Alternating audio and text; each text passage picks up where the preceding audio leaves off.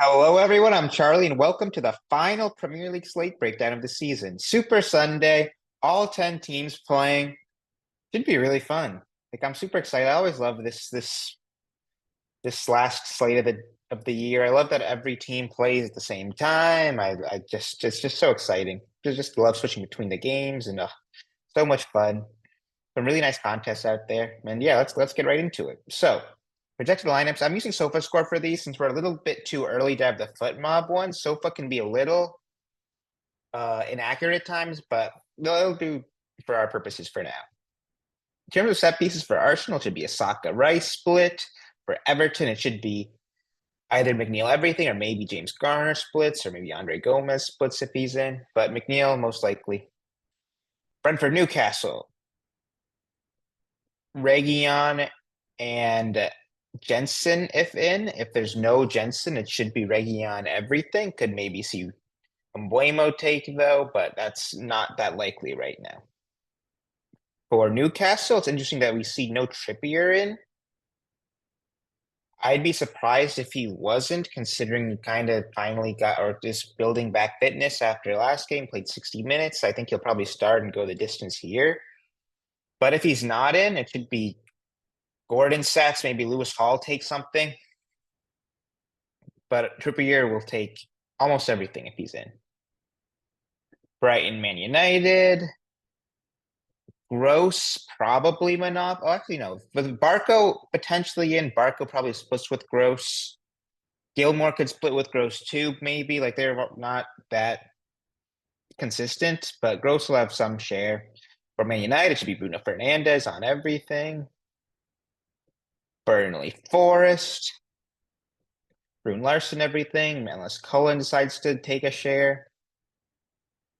For Nottingham Forest, it should be maybe Gibbs White, maybe Callum Hudson-Odoi, maybe Danilo.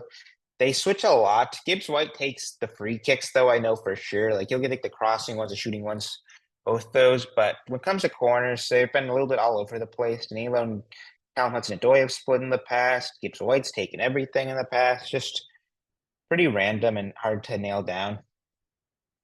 Chelsea Bournemouth, it should be Cole Palmer and either Gallagher or Mudryk splitting. And for Bournemouth, it should be Lewis Cook and maybe Tavernier or Christie splitting, or maybe even just Cook everything. Ugh, a lot of games to get through here. Trying to rattle through. Crystal Palace, either Elise and Eze split or Elise takes everything. Maybe Warren takes one or two, but when I watched them, he just took one short, just two Elise across it, so it wasn't really anything to make note of. For Aston Villa, it'll be Douglas Luiz and one of McGinn, Bailey, or Dinier splitting, like they all have taken in the past, and they all can take again. So just no real pattern there. Liverpool, there's this lineup. It should be Alexander Arnold and Robertson split. Robertson's a questionable, so we're not sure if he'll start. When he isn't in, Harvey Elliott usually has a share. And if Trent somehow isn't in, it's usually Szoboszlai or McAllister picking up the slack on his set pieces. For Wolves, João Gomez, I want to say takes everything. There's no Sarabia, but Eight Nori could split. Cunha has taken a tiny bit in the past. But if Sarabia is in, he should take everything, I feel like. Luton Wolves, Dowdy Monopoly, maybe Barkley takes something, but he's doubtful. And for Fulham, Pereira Monopoly, unless Willian decides to take a couple. Man City, De Bruyne and Foden splits. Potentially, De Bruyne could take everything. Bernardo could split too. De Bruyne came out with that knock last game, so we're not 100% sure he even starts. And if he's not in, I could see them even doing like a double lefty split with Bernardo and Foden. So it'll be just some combination of those three, though. Unless Jack Grealish is in, then he might take something. Just a little bit hard to deal with them sometimes. West Ham, Ward-Prowse on everything, likely, but Bowen or Kudos could eat into that. Tottenham, settle down to a James Madison monopoly, basically. Poro has taken a little bit in the past, so has Kulusevski, but Madison took almost everything last game. So that's kind of what I'm assuming for now. All right, let's go straight into the prices where it's kind of really, it's hard to find value here, especially with how expensive it is trying to cram like a Holland and Saka. Like we saw in the odds there, Man City, super large favorites at minus 1250. So are Liverpool, Arsenal pretty big too. So those are kind of the main teams to target, but because of that, they're priced really accordingly.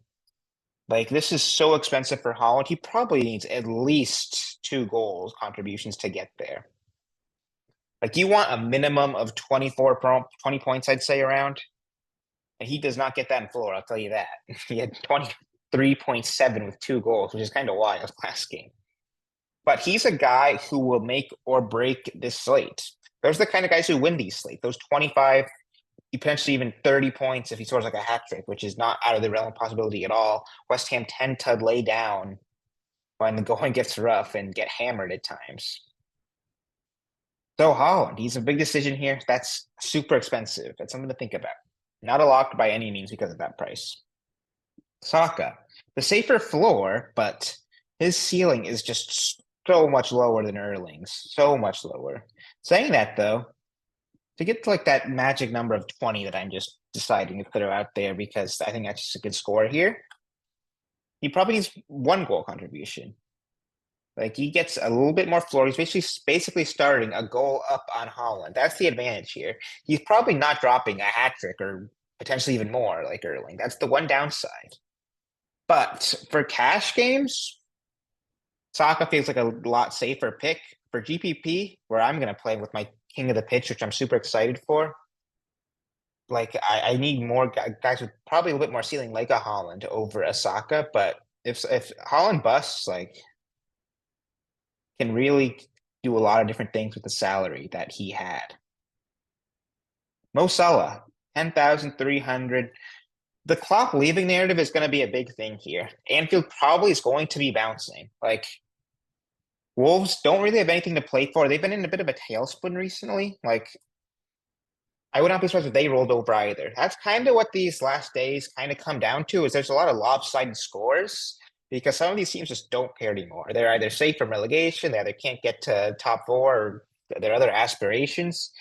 So you can definitely see a lot of lopsided scores here, which is to the benefit of these big favorites like Man City, like Arsenal, like Liverpool.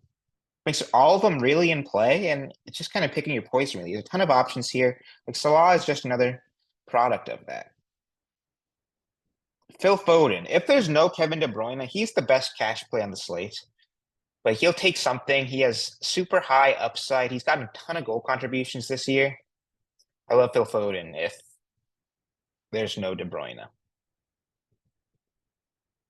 Ishak, Eze, like you can really go anyone for GPP. Like someone is going to drop 30 points here for sure. It'll just be who, and there's no real answer to that. So like Ishak, it's all right for GPP. For cash, not even really considering. As a for GPP, sure, but there's going to be very few guys that I am not down to have at least something up in GPP. Although I'm sure I have to cut my losses somewhere and decide. I can't play everyone, but you can definitely play who you want. Like anyone is in play. But for cash, probably not. You're probably picking from the more lopsided matchups in that, or a guy who's cheaper. Anthony Gordon.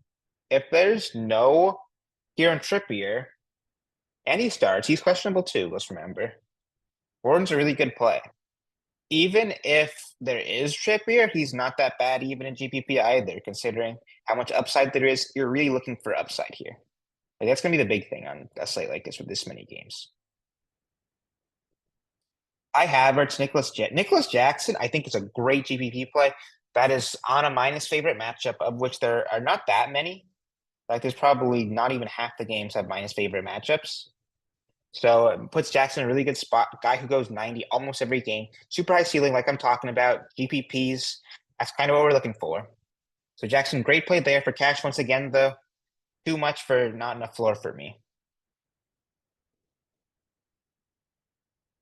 Kai Havertz, if he's at the striker, I could get behind it. I think they had him there on SofaScore.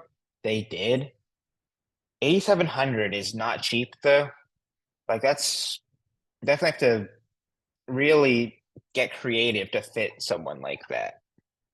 But like in an Arsenal stack or something, you could play in GPP. Like I said, a lot of these guys super nice GPP plays. But for cash, not really interested in. Man United, Brighton. Man United are one of the few teams that have something to play for. That's another big thing to look at here is the Premier League table, which I'm going to pull up real quick. Is just who has something to play for. That's what it comes down to.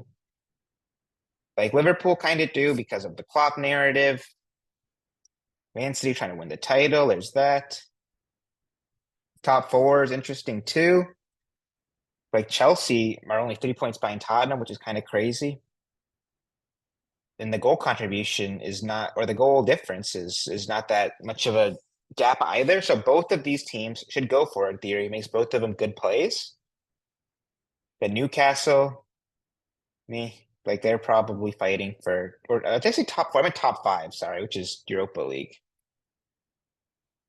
Like teams will be playing for these better competitions. Like the relegation battle is kind of basically over, so there's nothing really to play for there. But it just makes like these higher up teams, that the ones that have nicer matchups, just in such good spots. It makes it harder to play people from like these mid-table clashes where kind of everyone's kind of done. So that's one thing that I'm thinking about when making my teams. Which brings me to Brighton versus Man United. Brighton don't have anything to play for. Man United do. Makes it scary to pick from Brighton and makes Man United a little bit more appealing, which is why I'm not super into Joe Pedro. But once again, GPP can really go anyone. Gakpo, little much for me. He's been on a super nice run for cash though. Like I'm probably picking Saka, Salah, Foden, Holland over him. Same with Diaz. I think Diaz is a little bit overpriced here. He's been a lot cheaper in the past when there's not been as many alternatives. I don't know why he's been priced up so much. Probably just because of matchup, but even with that, we're not really sure. The issue with Liverpool attackers is we don't know who's going to start for what, and we don't know who's going to come on for who either. So at least one of these guys is going to get sub for Nunez, maybe even more of them if they want to move like Elliott further forward, bring on like Szoboszlai or something. So it just makes them a little bit more unpredictable. Salah, I say, is the safest for minutes, and all these other guys like are definitely in danger of getting subbed, which is kind of a big thing to worry about on slates like these, considering there'll be guys who play 90, and you can definitely find them in one of these other games. Doku or Julian, if Julian gets the start over De Bruyne, that's a great play. He should take something. I mean, Foden would probably split. Makes them both really nice plays considering the matchup. If Julian starts, there's no De Bruyne. I love that as a play. Absolutely love it for 8K.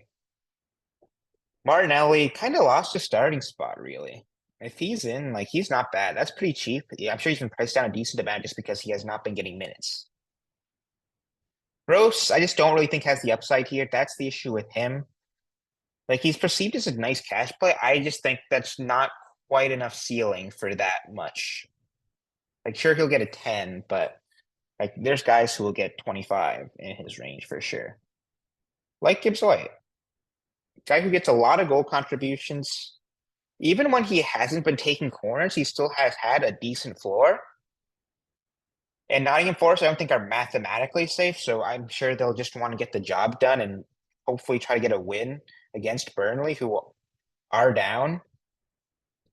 Gibbs White, I think, is a sneaky GPP play and even cash. Jared Bowen, I'm not interested in West Ham. Even in GBP, I'm probably not interested in West Ham. Now, Darwin Nunez, if he's in, that is pretty cheap. Like, that's a pretty good play. He just hasn't been playing, and I just doubt he gets the start.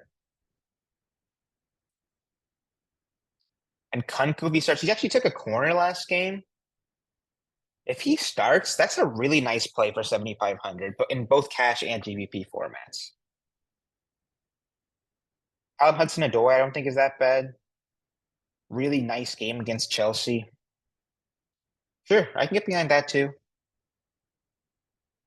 Ollie Watkins, Muniz, they're not bad. These like ceiling forwards really kind of come to the forefront here in these formats because there's so many of them. One of them is bound to go off, and they've all been kind of priced down a decent amount because of the other matchups. So and like that, they're priced down, but they still have the same talent level. Like they're all interesting. Muniz, Watkins, Garnacho 6,800 is super cheap. That's not bad either. Bailey 6,700 not is not bad. Brendan Johnson 6,700 is not bad. Tottenham, I think, are super underpriced here. My favorite guy in the slate I will get to in a moment. He's a midfielder, but he's a Tottenham player, and they're all super underpriced. Not a ton super low down here. Now you're looking for just guys who maybe get a goal. That's kind of what'll decide it in this range. Like Anthony, maybe. Cunha is super cheap, but tough matchup. Ivan Toney. 5,300 Ivan Toney is crazy. He's been not great form-wise, but 5K for a guy who is one of the best strikers in the league. I'm sure he's hoping for a transfer and maybe he tries to showcase his abilities here. This game, I know it's a tough matchup, but that's the kind of guy who wins these main GPPs. Guys like Tony, guys who have a ton of upside and their price does not match that. They're not guaranteed to hit by any means, but they're worth the risk to at least have a share of. That's one of my favorite plays on the entire slate. Everyone else I'm kind of whatever on. Carlton Morris is like probably a worse version of Tony. Everyone else I'm kind of whatever on. There's not a ton of super nice punt forward options. Origi maybe is not bad if he's in. Almiron's not bad if he's in. Broly is not bad if he's in. But there's not a ton of value forwards. You're probably paying up here in cash for sure, and likely for GPP in decent amount as well. Midfielders, Olise is the big name here. And I always say always Olise. That's for good reason. He's always so good. Even when he doesn't make a ton of sense to play when he's got these super lopsided matchups. But Olise is just good. It's as simple as that. Gets a ton of goal contributions, gets a ton of fantasy points. He's not a bad play in any format, for sure. Bruno Fernandez, similarly to Olise, another guy who just gets points. Guys like this, they're never bad to play. Like they're almost fixture proof, both of them. And they both have not awful matches, not the best, but that probably gets them pretty under-owned because of those tougher matchups. They're both guys who just put up solid numbers and are both in play. Kevin De Bruyne, if he's in, you play him for 9K. That's probably underpriced here considering we saw Holland at 11, saw Saka at 9,500. He's not worse than either of those guys by any means. So give me Kevin De Bruyne if he plays. Probably a core player for me. All these other guys, I didn't talk about Son. I must have just passed him, but that is super cheap too. That's a good GPP option. Like I said, Tottenham super underpriced here. Odegaard, 7,300 is probably underpriced. One of the best matchups on the slate. It doesn't take any set pieces or anything, but a guy who goes 90 almost every game, pretty decent floor usually. Like I'll have a share of him in my 10 king of the pitch teams for sure. Trossard, I worry a little bit about his minutes, but can definitely do a lot worse for that cheap. A good matchup. I might have a share of him too. Rodri, not interested in for that much. James Madison. Now, this is the guy I was talking about earlier. This is the best player on the slate. I don't know why he is so cheap, but I might have him in every team come Sunday. Monopoly set taker right now. I know he hasn't had the ceiling that we expect from him, but it just feels like he's due to break out at some point. I know there's only one game left, and it's Sheffield United, though. So this feels like it should be the game. And because of that, James Madison, best play on the slate for that price. Declan Rice, not enough upside for me for that price. Not interested in him, really. Andreas Pereira, I'm interested in that. Luton's a good matchup. I know he doesn't play 90 every time, but potential Monopoly set taker for that cheap. I'm interested in that for sure. Mudrick is out, actually. I didn't realize that. Concussion. Yeah, it should be either Gallagher or Nkunku splitting with Cole Palmer. Williams not bad either for that price. Dowdy, that is so cheap for cash. I kind of really like that. Even for GPP, if you just hope that the slate ends up being kind of low scoring, Dowdy probably ends up pretty, like a pretty decent play. Like he should get at least 10, potentially even more for the goal contribution for that price. That's a nice little play right there, Alfie Dowdy. Bruno Guimaraes, never my kind of guy, but he's been getting there. I wouldn't argue against playing him. Same with McAllister. I know he hasn't been as good as he was during that hot streak he had a little bit ago, like right here. Holy, look at all those points. Cooled down a little bit. Without set pieces, he's just kind of meh to me, but 5,800 I don't think is bad as like a last man in, potentially. Jack Grealish, if he's in, that is probably a lock too. I doubt he ends up playing, but if he is somehow in 5,500 for a City roulette play piece, that is really nice. Shabushoy, if he's in somehow too, he takes some sets when he's in usually. I'll play him for that price too. That is not bad value either. Gio Reyna, if he's somehow in, he might take a share of set pieces, 5,200 super cheap. That's a nice little play as well. There's a couple of really nice gems in this 5K range. Pablo Sarabia, if he's in, I really like that. I know it's Liverpool, it's a tough matchup, but I could see this game being super high scoring both ends. Liverpool, I think, will just try to give the fans a good time, send off hot Klopp, kind of have like just in typical Klopp fashion, which is high pressing, going for it, which kind of leaves him open at the back at times. That's kind of where Sarabia could really flourish, especially for that price. Palmer, no, not with this matchup. I don't think, but maybe a smidge, like one or two. I'm gonna give like 2% of him, just because he's a set taker and sub 5K. Nunez, if he's in, that is a good city roulette option right there. Douglas Luiz is super cheap, but usually does not have the upside, but GPP, throw him in a team. Tavernier, not really interested in him right now. Hasn't really been taking, hasn't been healthy. Jensen 4,600 isn't bad. Same with Erickson. Both set takers with not a ton of upside, but last man in for cash, not bad.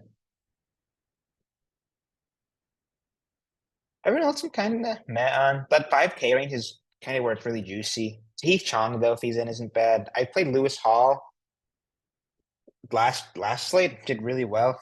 Got that goal I was just so excited about, but I don't really think lightning strikes twice here, so not really that interested in.